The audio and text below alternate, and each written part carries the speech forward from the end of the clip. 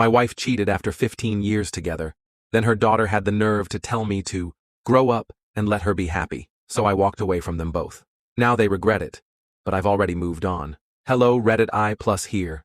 I was 38 when I met Lisa. She was 33, divorced, and had a 9-year-old daughter named Mia. I wasn't looking for anything serious at the time. I'd just gotten out of a long-term relationship myself. But Lisa? She had this energy about her. The kind that makes you want to change your plans. We started off slow, but within a year, I was head over heels. Lisa was smart, sarcastic, gorgeous, and honestly, a damn good mother. Mia was shy at first, but she warmed up to me over time. I never tried to replace her dad, but I was there. I showed up. For every soccer game, every parent-teacher meeting, every flu season. She even started calling me Pops around her teenage years. I cried the first time she did. Lisa and I never married, not officially. She didn't want to get the government involved again after her divorce, and I respected that. But in every sense that mattered. We were husband and wife. We shared bills, built a life, had joint savings, owned our house together. I thought we were solid. I really, truly did. Until last fall. It started with little things. She started working late more often, got weirdly protective of her phone, started arguments out of nowhere. I chalked it up to stress. Mia had just moved out and started college, and Lisa was adjusting to the quiet. I even wondered if she was going through a midlife crisis. So I tried to be supportive. Then I found the messages. I wasn't snooping. Her phone buzzed while she was in the shower. I glanced at it, expecting maybe a work email. Instead, it was a message from someone named R. Just said, "Can't stop thinking about last night. Wish you were here again." My heart dropped. I didn't confront her immediately. I waited, made copies, and dug deeper. Over the course of a few weeks, I gathered everything. She'd been seeing this guy from work, Robert, for 6 months. Hotel stays, lunches, even weekend business trips that I now realized were romantic getaways. When I finally confronted her, she didn't even deny it. She just sat there, arms crossed, looking at me like I was the problem. Said she hadn't felt alive in years, that she needed to find herself again, and Robert made her feel seen. 15 years. 15 damn years. And I get tossed aside like I was just a long-term roommate. I told her I was leaving, packing up and walking away. I didn't want revenge or a screaming match. Just peace, closure. That's when Mia called me. She'd always been close with her mom, which I got. But the way she spoke to me, it broke something inside me I didn't even know could break. She said, "I know you're hurt, but maybe it's time to grow up and let mom be happy. You two weren't even married." I sat there stunned. All I could say was, "So 15 years means nothing because we didn't sign a piece of paper?" She said, "It's just life, Pops. People grow apart. Populations." She used the nickname like a knife, so I walked away from them both. I moved out of the house I helped pay for, got my own place 2 towns over, and started over at 53. I'm not gonna lie. It sucked at first. The silence. The betrayal.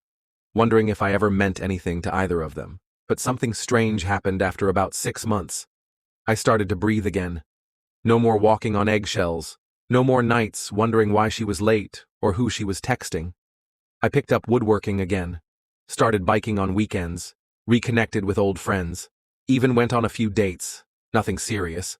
But it reminded me that I was still wanted. Still me. Then last month, I got a message. From Mia. She said, "I'm sorry. I was out of line. I didn't realize how much you meant to both of us until you were gone." I didn't respond. A week later, Lisa reached out. She said things with Robert fizzled out within months. He wasn't relationship material, just a midlife thrill. She said she missed me. Said she still loved me. That she was going to therapy. That maybe, just maybe, we could find our way back.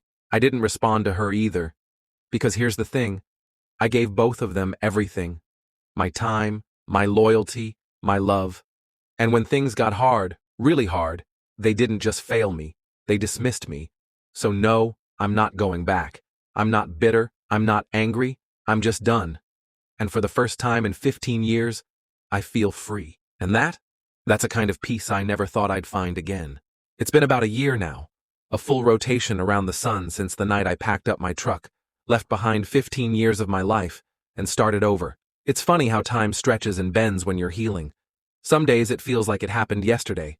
Other days, like it was someone else's life entirely. I never told anyone about the messages from Lisa and Mia, not my friends, not the guys at work, because I didn't need validation. I wasn't looking for people to pick sides. I had made peace with my decision. That was enough. But the world's a small place, and word eventually gets around. Turns out, Lisa didn't just burn our bridge. She torched her own little world in the process. Robert, the guy she cheated with, yeah, he had a girlfriend. A pregnant girlfriend. Lisa didn't know. Until that woman showed up at her office with a printout of the hotel receipts and a nice little speech about homewreckers and midlife crises. Lisa got written up for violating company policy. Ended up transferring departments. Same pay, but less influence, fewer friends, and a cubicle shoved in a corner. Mia came to visit me a few weeks ago. I wasn't sure if I'd let her in. I stared at her through the peephole for a long time before I finally opened the door. She was older. Not in years, just in the eyes. Life has a way of putting miles on your soul when you're forced to reckon with it. She handed me a cup of coffee, said, "Your favorite." Black, 2 sugars, I remember. We sat on the porch. She didn't make excuses, didn't beg. She just talked about how she'd idealized her mom her whole life, how she didn't see the cracks until I was gone, how she realized, too late, that I was the one constant she could have depended on, the only one who never let her down. I was angry, she said. Not at you, at the idea that someone I loved could be so cruel. And it was easier to blame you than to admit Mom broke something that mattered. I looked at her and saw the girl who used to fall asleep on my chest during movie nights, the one I taught to ride a bike, who cried into my shirt when her first boyfriend dumped her. I said, "You know, you called me Pops when you told me to grow up." She looked down. "I shouldn't have." I nodded. "Number. But you were young. You didn't know better." She looked up. "Do you think maybe one day we could have coffee again?" I gave her a soft smile. "Maybe, but not today." And I meant it. I didn't shut the door, but I didn't reopen it either. Not yet. Because here's the truth. No one tells you. Forgiveness and reconnection are not the same thing. Sometimes you forgive people because you deserve peace, not because they deserve a second chance in your life. Lisa still sends me messages every few months. I never reply. I've read enough to know she regrets it. That she thought I'd always be there, just waiting on the back burner for her to come back. But I'm not a second option. I'm not someone you settle for when your affair turns out to be a bad investment. And maybe the cruelest thing I can do, the thing she never expected, is nothing at all. No drama, no anger, no parting shots, just silence. A few weeks ago, I was at a bookstore downtown. Small, cozy place. I was looking at a woodworking magazine when I bumped into someone. She was in her 40s, wearing paint-splattered jeans, with the kind of smile that makes your shoulders relax.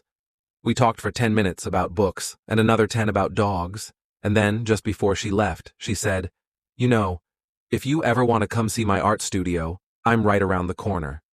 I haven't gone yet, but I might, because life, it turns out, isn't over at 50, or after heartbreak, or even after a betrayal so deep it feels like the world cracked beneath you. Sometimes life starts again when you finally let go of the people who never really saw you and start seeing yourself. About a month after that bookstore run-in, I walked past the studio the woman had mentioned. Her name was Erin. I'd remembered because she joked, like Erin Brockovich, but with less legal drama and more finger paint. I stood outside the shop window for a minute.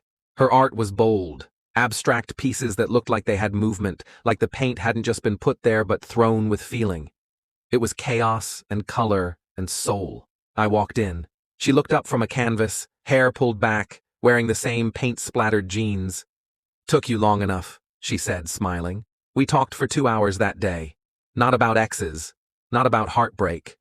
We talked about music, and why the smell of sawdust is comforting, and what it feels like when you're in the zone doing something creative. There was no pressure, no expectations, just presence. It was nice. Since then, we've gotten coffee a few times. She's met some of my friends. I haven't called her my girlfriend, and she hasn't asked. We're just getting to know each other, at our own pace." Meanwhile, Lisa reached out again last week. A long, rambling email. Said she was going through serious personal growth. Therapy, journaling, meditation, you name it. She wanted to meet for closure.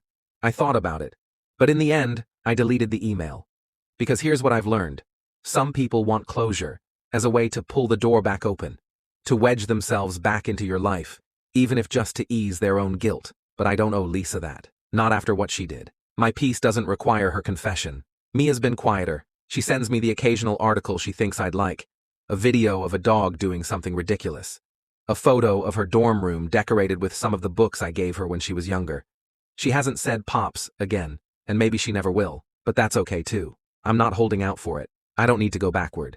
The truth is, there are some wounds that scar over, but the pain teaches you what to avoid next time. What not to tolerate. Who not to give your time to. I'm not angry anymore. I'm not waiting for apologies or comeuppance or karma to do its thing. I'm not even bitter. In fact, if I saw Lisa on the street tomorrow, I'd probably just nod and keep walking, because freedom doesn't always look like a dramatic exit.